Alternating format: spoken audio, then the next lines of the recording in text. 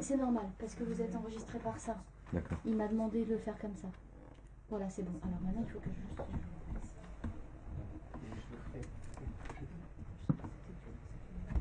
Il faut juste le remonter un petit peu.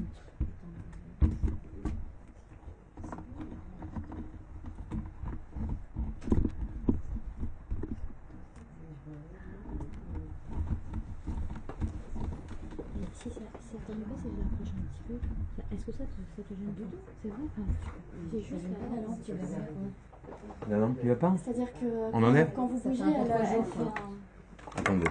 Est-ce que... Regardez, si on faisait ça. Ah, parfait. C'est parfait. Parfait. Vous avez la Après, lumière quand vous allez vous indirecte, asseoir, c'est je bien. le ressens. C'est bien? Parfait. Tu l'as pas dans le champ. Alors.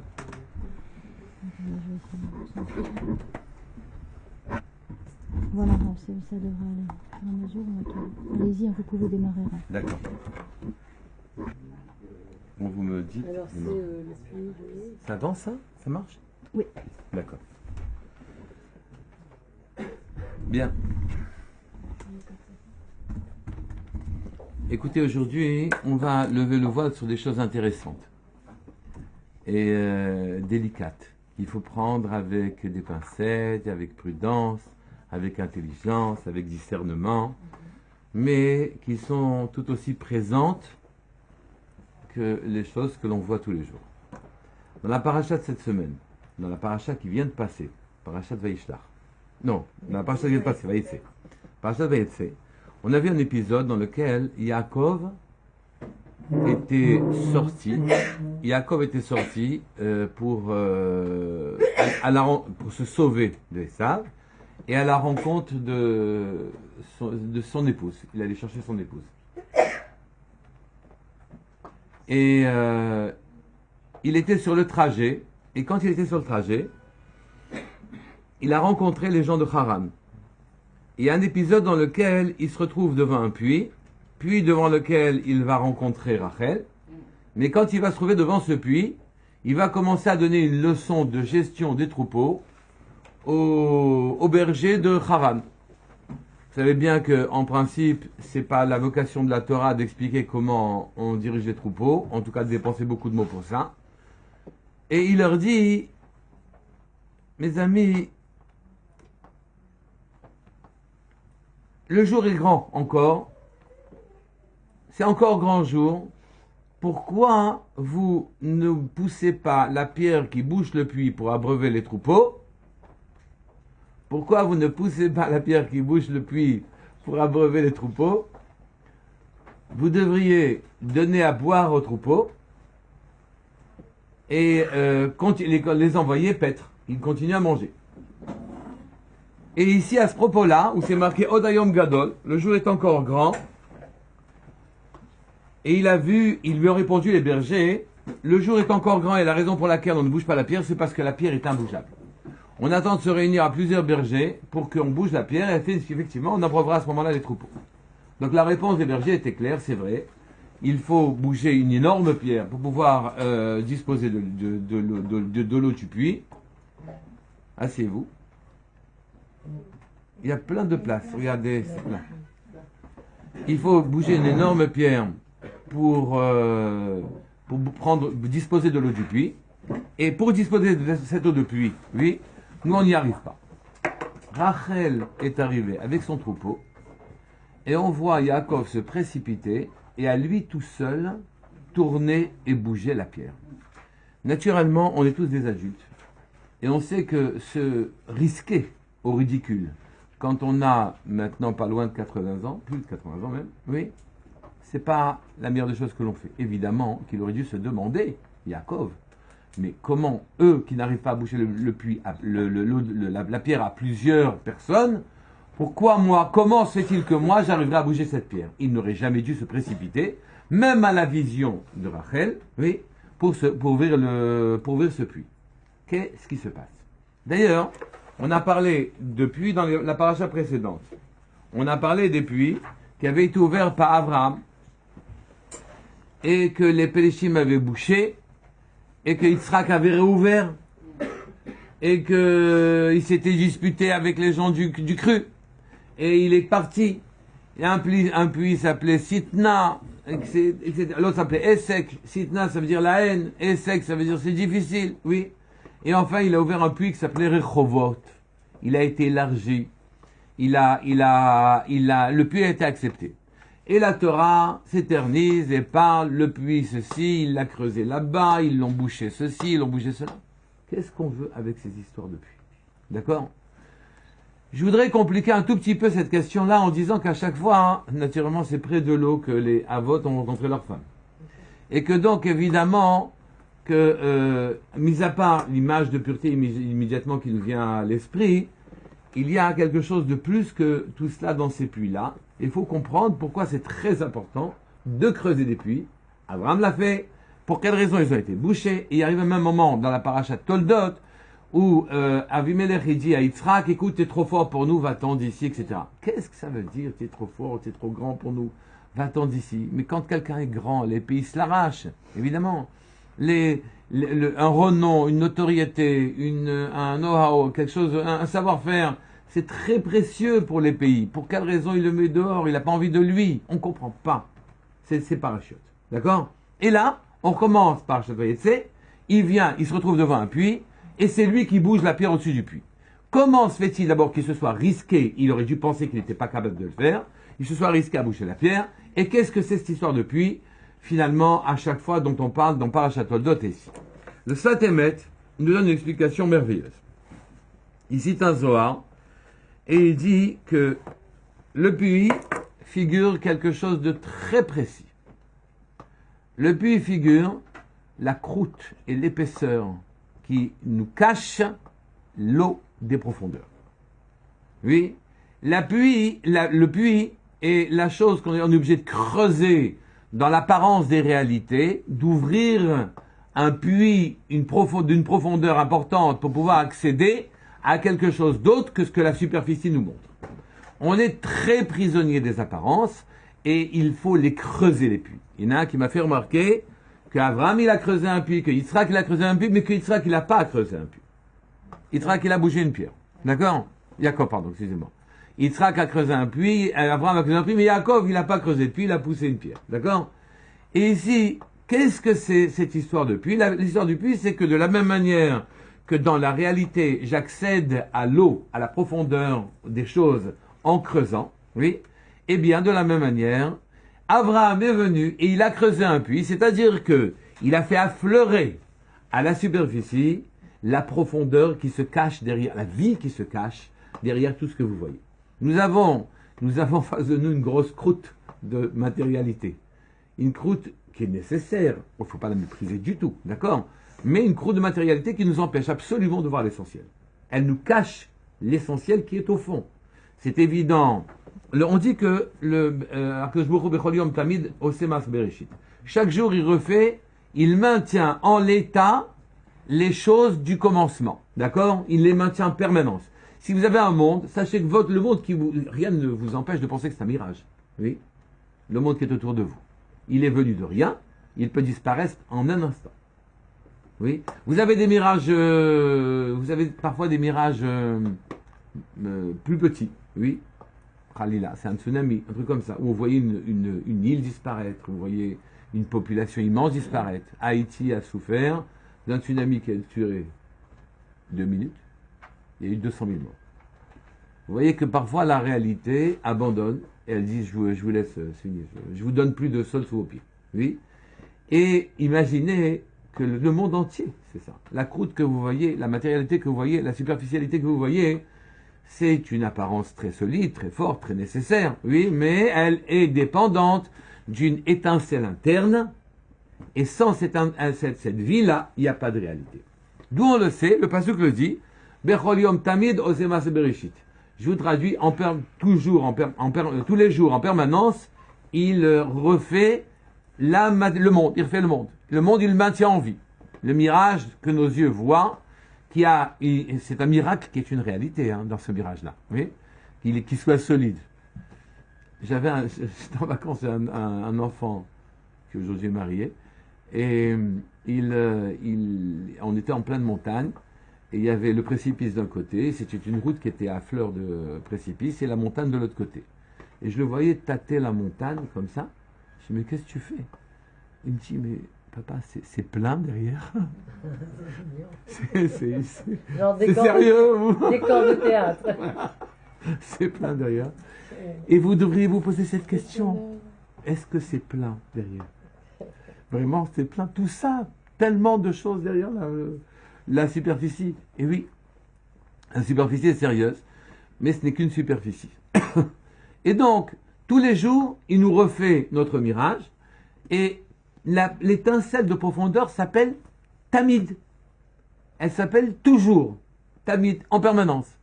Comme on dit, Becholiom, Tamid, Osema, Seberishi. Vous pourrez dire que Tamid en question, c'est le sujet. C'est Tamid qui refait, le Maaseh Bereshit, qui refait sans arrêt les œuvres du commencement.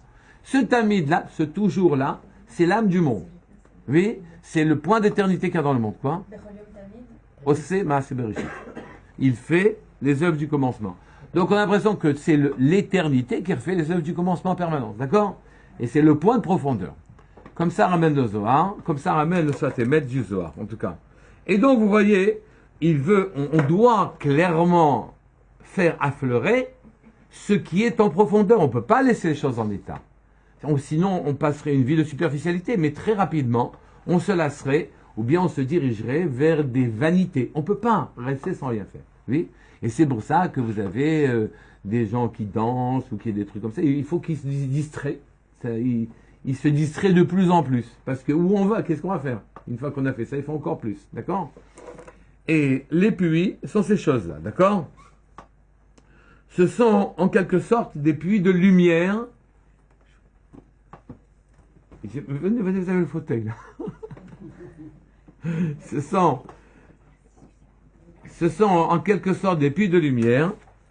Les puits de lumière, la lumière qui fait la vie du monde, qui fait la grandeur.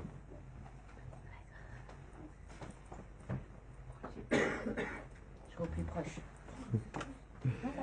Et donc, maintenant vous comprenez. Abraham est venu, et il a offert une lumière, une âme à l'humanité. Il a ouvert un puits, il a ouvert même plusieurs puits, et vous savez que le plus difficile c'est de creuser le puits. Une fois qu'on l'a creusé, les bonnes choses elles remontent, d'accord? L'eau remonte. Abraham a creusé de nombreux puits. Et ça a beaucoup bénéficié à sa génération. Sa génération, donc, a eu une grandeur, une vision, une ampleur qu'elle n'avait pas auparavant. Oui. Derrière ça, quand il est parti, vous savez que les gens se lassent. Et ils se lassent même de la lumière, parce que la lumière exige à ses exigences, la profondeur a ses exigences. On ne peut pas rester... il faut avancer. On est obligé d'avancer. Donc, ou vous avancez, ou vous régressez. Et ils ont choisi généralement de régresser et d'abandonner les lumières amenées, les puits de lumière ouverts par Abraham Avinu, et ils ont comblé les puits en question. Est venu Yitzhak, et il a décidé d'ouvrir des puits. Mais pour quelle raison n'a-t-il pas réouvert seulement les puits de son père? La réponse, c'est que le puits qui a été ouvert par Abraham, c'est le puits qui a été ouvert où il est allé au bout de lui-même dans une particularité qui s'appelle Chesed. Quand on va au bout de soi-même, et c'est pas facile, oui, eh bien, alors à ce moment-là, on est relayé par quelque chose qui nous amène encore plus loin que ce qu'on aurait pu, la chose à laquelle qu'on ne pouvait pas atteindre. D'accord? Il a ouvert donc un puits, il est allé au bout du Chesed, et ça a amené dans le monde un puits de lumière qui était en rapport direct avec Chesed. Ces puits-là, comme ça demandait, ça exigeait beaucoup de tenue et de grandeur, ils ont été bouchés. Et Yitzhak est venu, il a décidé lui aussi d'aller au bout de lui-même, et donc il s'est retenu, il a amassé une puissance gigantesque, et cette retenue a provoqué de nouveaux puits. Il a ouvert de nouveaux puits. On a vu le monde avec des yeux différents. Comme on a vu le monde avec des yeux différents du temps de Abraham, on a vu le monde avec des yeux différents du temps de Yitzhak aussi. Mais les Plishtim ont bouché ces puits en disant c'est trop dur, ça ne nous intéresse pas. Et puisque la lumière n'éclairait plus les yeux, ils ne comprenaient plus Yitzhak, Ils ne comprenaient rien de ça. Et ils ont bouché aussi ces puits, jusqu'au moment où il a ouvert un puits qu'on appelle Rechovot. Oui. Et Rechovot, ça fait allusion généralement à Shabbat. On en reparlera dans le deuxième cours, où la lumière est grande et elle a une particularité. Il a ouvert un puits et celui-là, il a tenu. D'accord?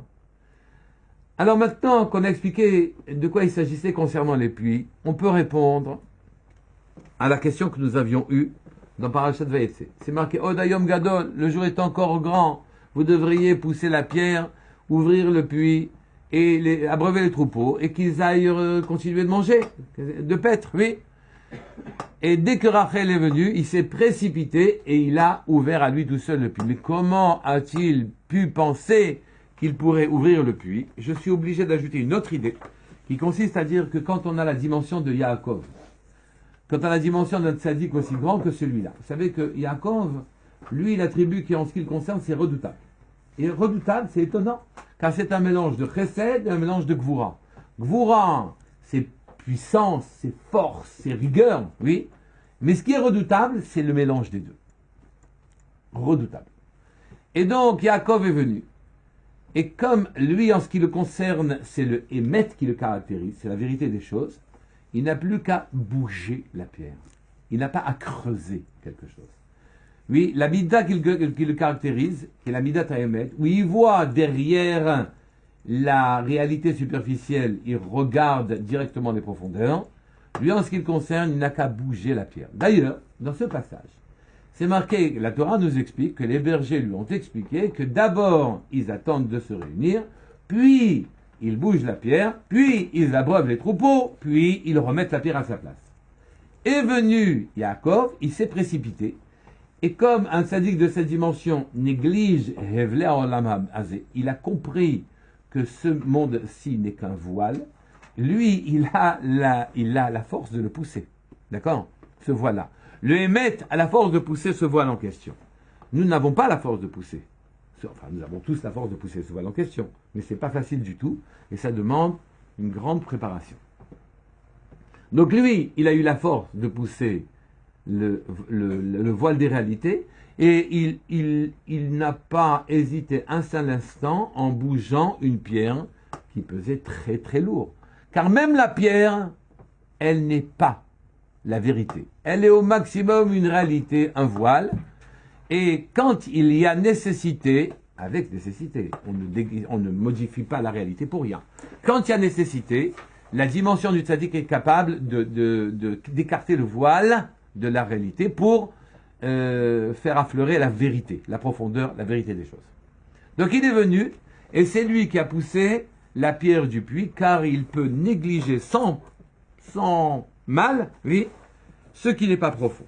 Naturellement, et je vais m'arrêter là, oui, on aurait pu encore se dire que cette force lui a été donnée par Rachel, que quand il a vu sa femme et qu'il a vu la suite, à ce moment-là, il a senti la présence divine et qu'Akadosh Baruch Hu l'aidait dans son chemin, et que s'il était dans son chemin, quand on est sur son chemin, on devrait, je mets naturellement des conditionnels car les choses ne sont pas faciles, quand on est sur son chemin, on devrait ne pas sentir le poids de la réalité et sentir la légèreté avec laquelle on repousse ce qui nous paraît impossible, insupportable, oui, la légèreté avec parce qu'on est sur un chemin de vérité. On ouvre des puits de lumière et nous sommes tous pour ouvrir un puits. Nous sommes là, tous sur terre, sinon vous allez surfer sur une réalité. Votre vie aura glissé aura patiné sur une glace et vous n'aurez pas percé quoi que ce soit. Vous ne pouvez pas rester sans rien faire, c'est pas possible. Il faut que vous perceviez où vous devez percer ou bien où vous devez pousser. Naturellement, ceci se fait par tâtonnement, ceci se fait par volonté délibérée, tenace. Hein? Évidemment qu'il faut un peu d'intuition, c'est pas la peine de creuser là où il n'y a pas besoin de creuser. Oui, il faut, bien sûr, de l'intuition. Et c'est ça le devenir, et c'est ça que les puits de Yaakov, les puits de Abraham et de Yitzhak nous enseignent, qu'eux, ils ont été creusés, et que Yaakov est venu, et lui, il a poussé le sien. Sachez qu'en ce qui concerne le puits de Yaakov, Alors que dans le Chumash, c'est marqué à propos des bergers qu'ils poussaient la pierre, ils abreuvaient les troupeaux, ils la remettaient. À propos de la pierre poussée par Yaakov, c'est marqué qu'il a bougé la pierre.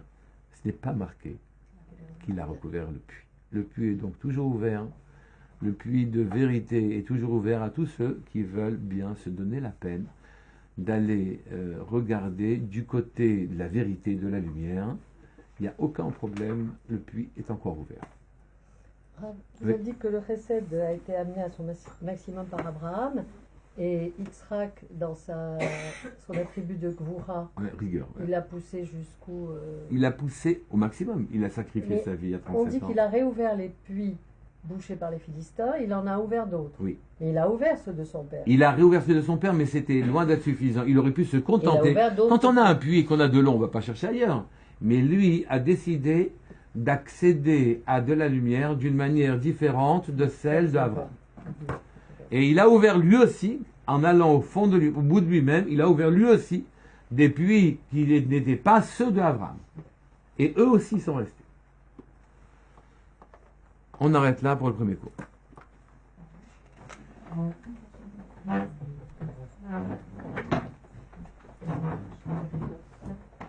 Il y a des questions.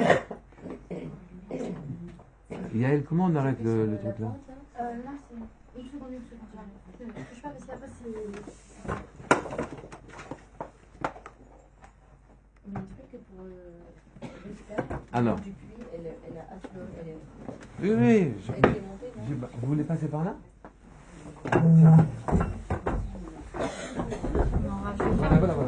Voilà. Tiens, je passe et vous passez.